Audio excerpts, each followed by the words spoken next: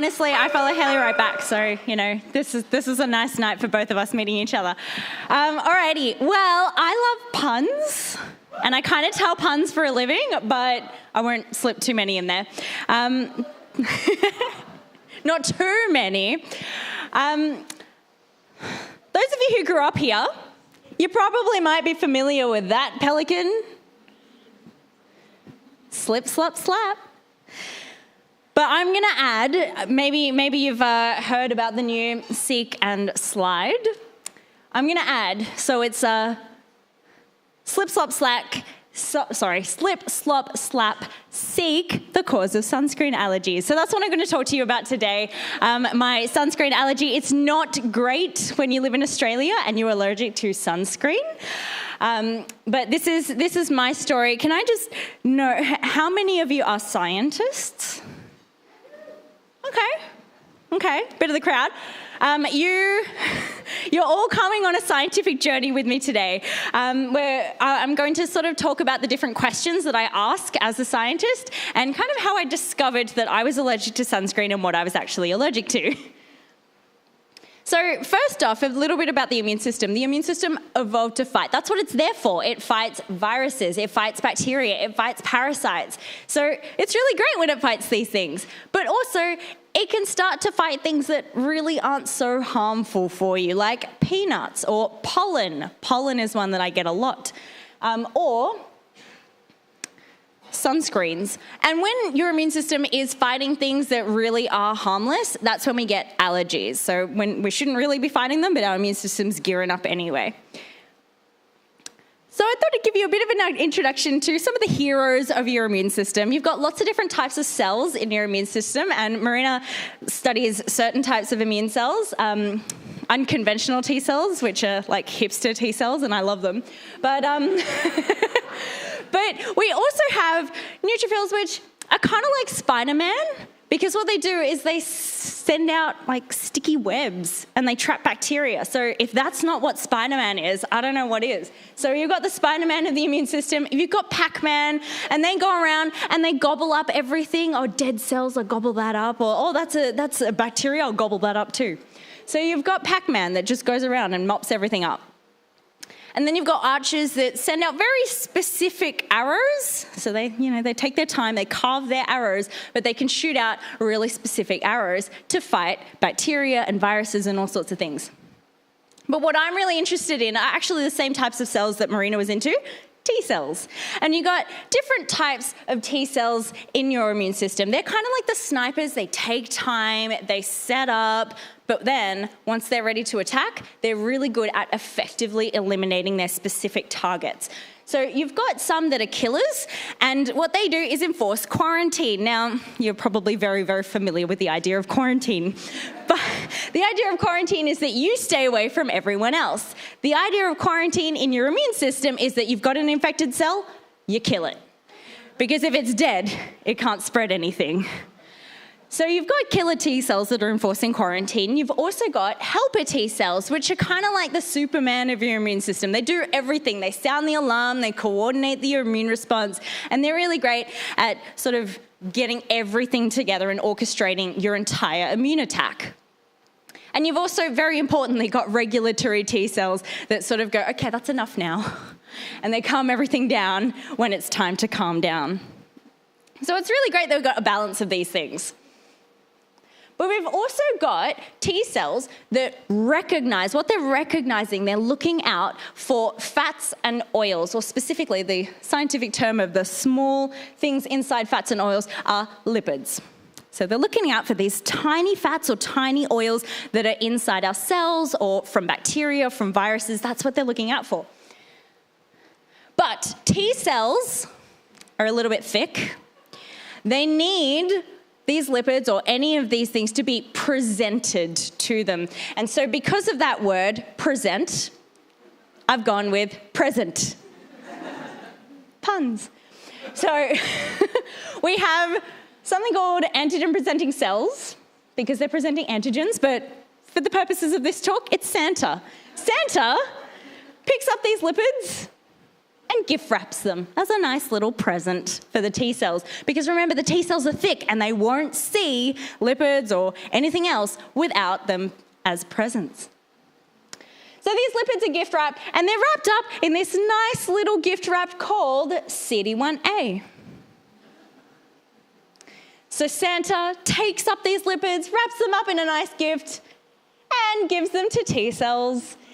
And the T cells that recognize this either will recognize it or go, oh, there's nothing to see here. So this is what T cells are doing all the time. They're constantly patrolling your body going, do I recognize anything or do I not?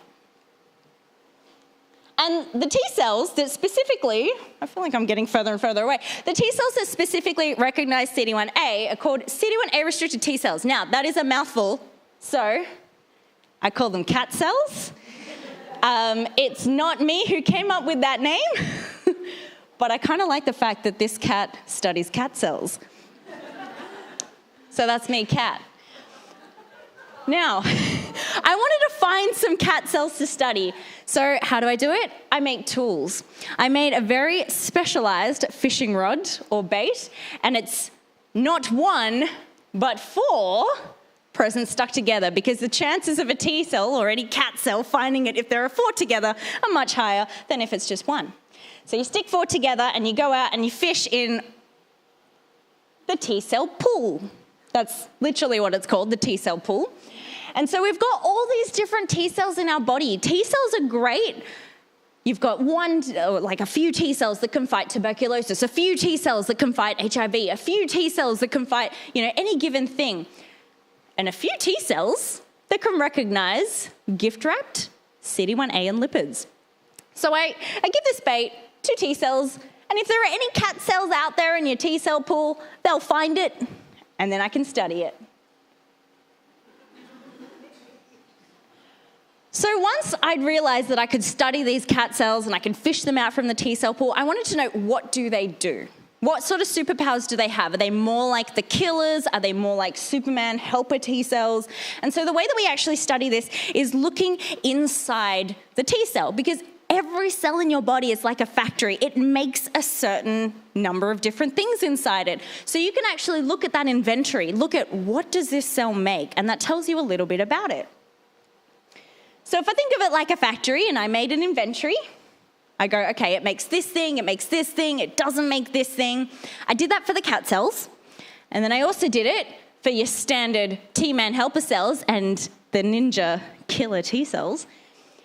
And if you can do a little quick spot the difference, they were more similar to the T-man helper cells.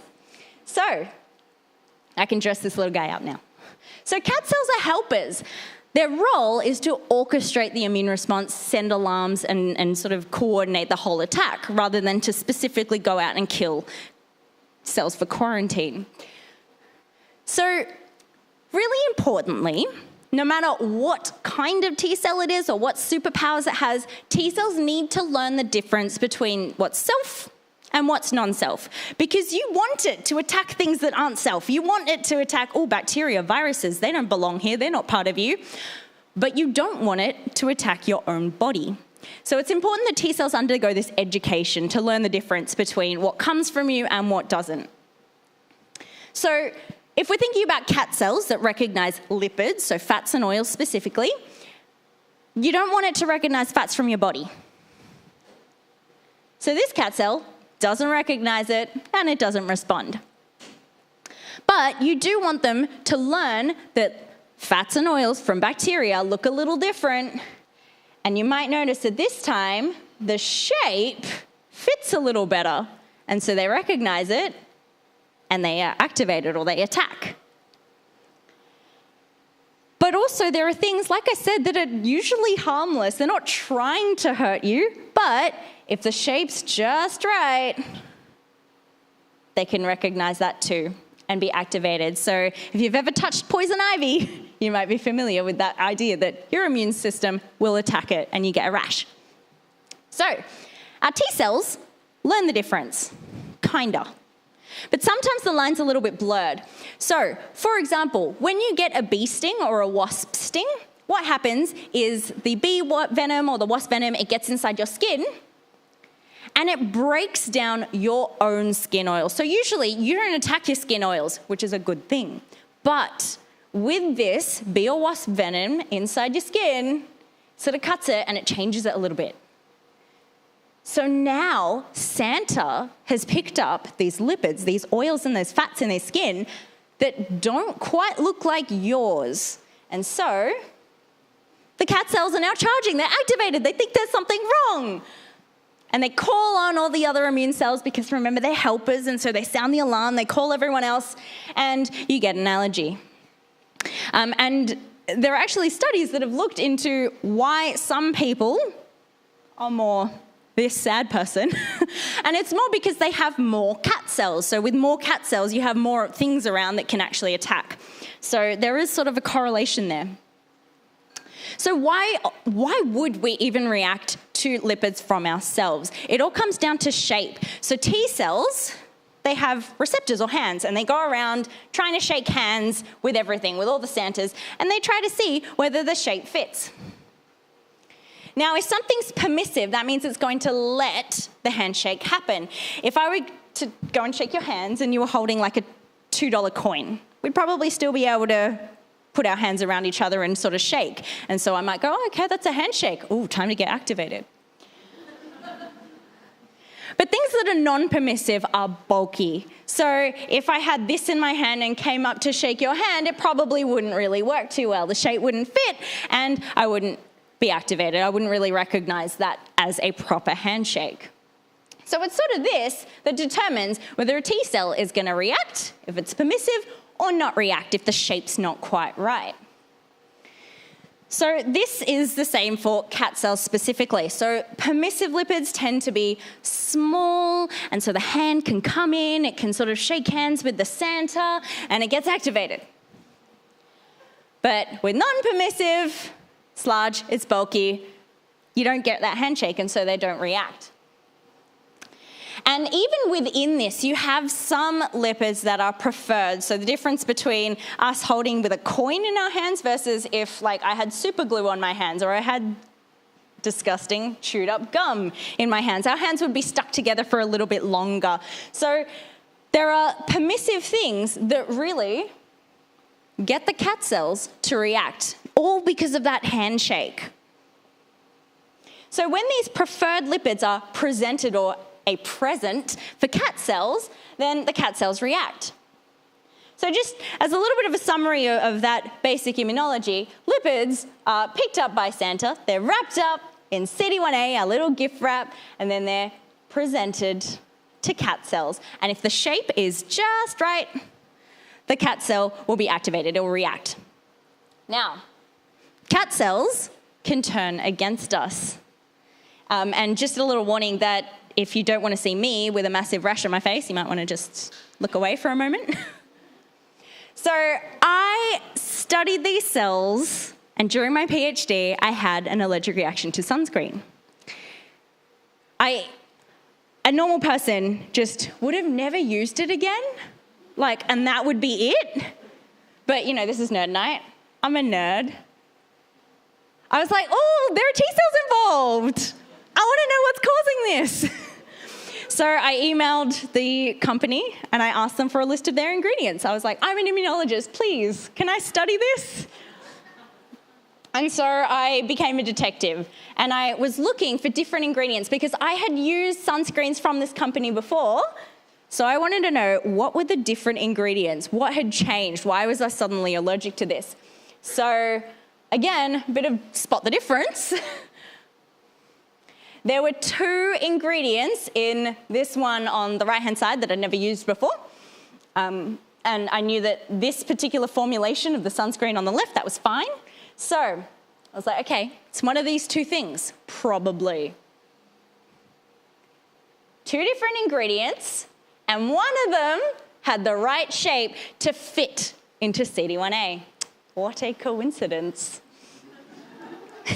So it's called alkyl benzoate. Now, my first question was, does alkyl benzoate activate cat cells? So this is where we're all now scientists. We're all now going through the journey.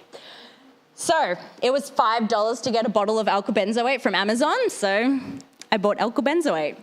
and I whacked it into an experiment. So the idea is that I've got my Santas, I've got my cat cells, and I added alkyl-benzoate to see whether they'd be activated.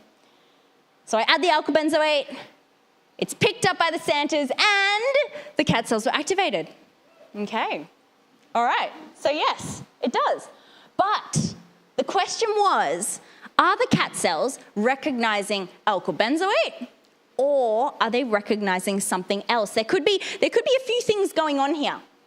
So I go down to a production cell, and this is a cell that I produce CD1A, which is why the laser pointer's not really working too well. But I'm producing CD1A here, so I go for this cell and I whack a whole lot of different things in, and ta-da, I get CD1A and lipids. So the idea is that usually I have this cell and it spits out CD1A and self-lipids, whatever lipids are usually found within our cells. But then I added alkyl-benzoate, and I wondered, is alkyl-benzoate taken up by these cells, changed a little bit, and then that's spit out and wrapped up in CD1A. So we've got CD1A and some sort of changed, altered lipid. And I also tried directly swapping out self-lipids, whatever lipids that we usually have that we don't react to, swap that out for alkyl-benzoate itself. So the scenario is testing self-lipids, an altered potentially lipid, or alkyl-benzoate directly. And the cat cells were activated by my altered lipid or my alkyl-benzoate. So they are indeed seeming to recognize alkyl-benzoate. Okay. So this gives me some possible theories. Perhaps it's alkyl-benzoate that caused my allergy. Or perhaps alkyl-benzoate is broken down into something in our skin. Perhaps a little bit like that bee or wasp venom. So something's changing a little bit, and because it's changed, that's why we're reacting, or I'm reacting. Or perhaps alkyl-benzoate is maybe just displacing some bulky lipids, because remember, those bulky lipids are not permissive. They're getting in the way of that handshake, so they're not activating cat cells. So it's one of these three things. So my last question was, what is actually being presented to these cat cells? What is being presented or gift wrapped? So I sent off some CD1A with whatever self-lipids we have, so self-lipids that we don't react to, and I also tested CD1A with that sort of altered lipid that was made in the presence of alkyl-benzoate that may have changed, may have not changed. And I had a look at what was inside. I opened up the little presents. And I also tested alkyl-benzoate itself, so the product that I bought. So I asked, what is in here? What is this altered lipid? Turns out, the self-lipids are usually large and bulky, and that's why we don't react to them, because that handshake doesn't happen, and that's good. But that altered lipid was actually almost exclusively alkyl-benzoate. So alkyl-benzoate was indeed being picked up and shoved in cat cell faces so that they were activated. So now my new theory is that alkyl-benzoate is getting rid of those bulky lipids, those self-lipids that we don't react to, and replacing it for itself. And it's a small lipid. It's very much like an oil that's in poison ivy, so, you know, same. And it's swapping it out for himself. So the cat cells are reacting to that. And that's making the cat cells activated. And so they call in all their immune cells and you get an allergy. And my work didn't just stop here. There are actually a lot of different skincare products, deodorants, moisturizers, sunscreens, all sorts of things that contain very similar looking lipids, very similar oils. If you think about it, we put a lot of oils on our skin. And so I started looking a little bit more about what are the different medicines and what are the different skincare products that we are putting on our skin that have oils just like this. And so it's sort of expanded to not just be looking at alkyl-benzoate, but a whole lot of different lipids.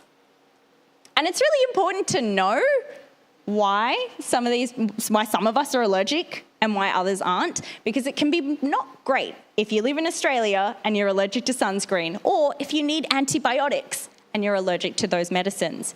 So I want to know, why do some people have these allergies and how can we stop them? Because no one should have to suffer for trying to slip, slop, slap. You shouldn't have to think twice about putting on sunscreen. It's skincare, not skin careful. So thank you very much for listening to me talk about my story, my allergy, and coming along the science journey with me as science detectives.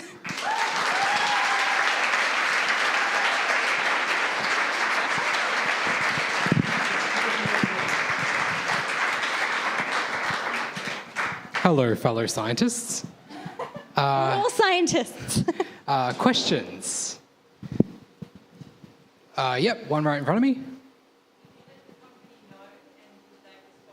Did you let the company know and did they respond? Yes, my response was a very passive-aggressive letter that was a letter and a pamphlet of, this is how you actually apply sunscreen. Brutal.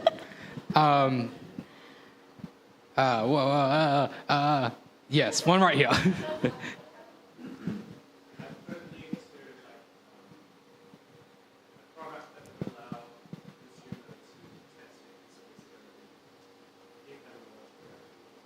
Could it lead to a product that would allow someone to test if something were to give them an allergic reaction? Perhaps. There are definitely some case studies where people have looked at specific allergies to some of these oils that I've since studied. But the application of my work, I hope not to be so more for testing whether you're allergic to it, but I want to get something large and bulky, and I may even have a thing here to block that. If you shove a mobile phone or whatever is big and bulky in that reaction, can we stop it? So it's more of a treatment rather than a preventative. Alrighty. Questions? Yep, just back there. Did you test the pure allergen on your skin? I must admit, I wore double gloves when handling that bottle. Yep.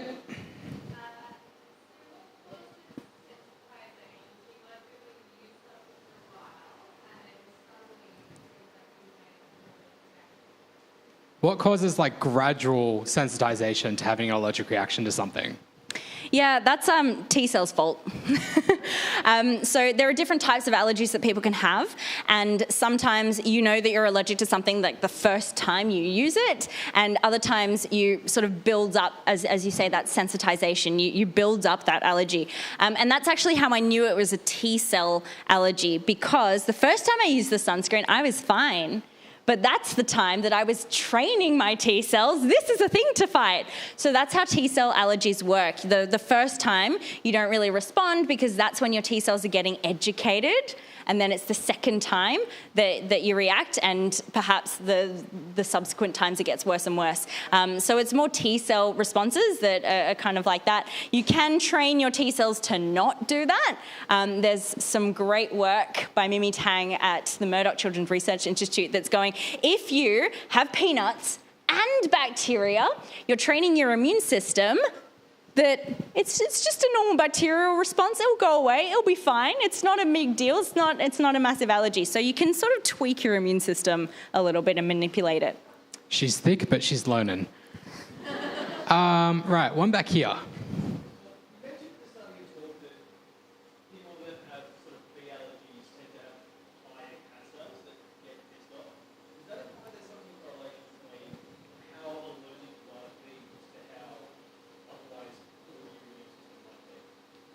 Can you paraphrase that? Because my brain... Is the question sort of about if you are allergic to bees and wasps and things, can you correlate that to allergies to other things? Oh, stronger. Well, it depends on what cat cells are for. We're still learning a lot about cat cells. So Marina's a hipster studying unconventional gamma delta T cells, the GD T cells that you saw before. Cat cells are also hipster T cells. A handful of people around the world study them. So we still don't fully understand their role in the immune system. So I wouldn't necessarily say their immune systems are stronger, but I first started studying cat cells in the context of tuberculosis because they seem to recognize fats from the tuberculosis bacterium. And I'm allergic to this. I got vaccinated with BCG. Correlation, causation, who knows? All right, maybe time for just one more. One all the way at the back.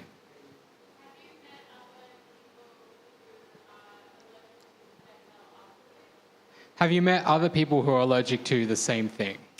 Not alcobenzoate specifically. I can't say many people have tested specifically whether they're allergic to alcobenzoate, but I have met people who are allergic to soaps and skincare products and other things, and there are other skincare products that me and my collaborators have looked at that other people are definitely allergic to. And I was actually quite surprised, about 3% of people have allergies to skincare products.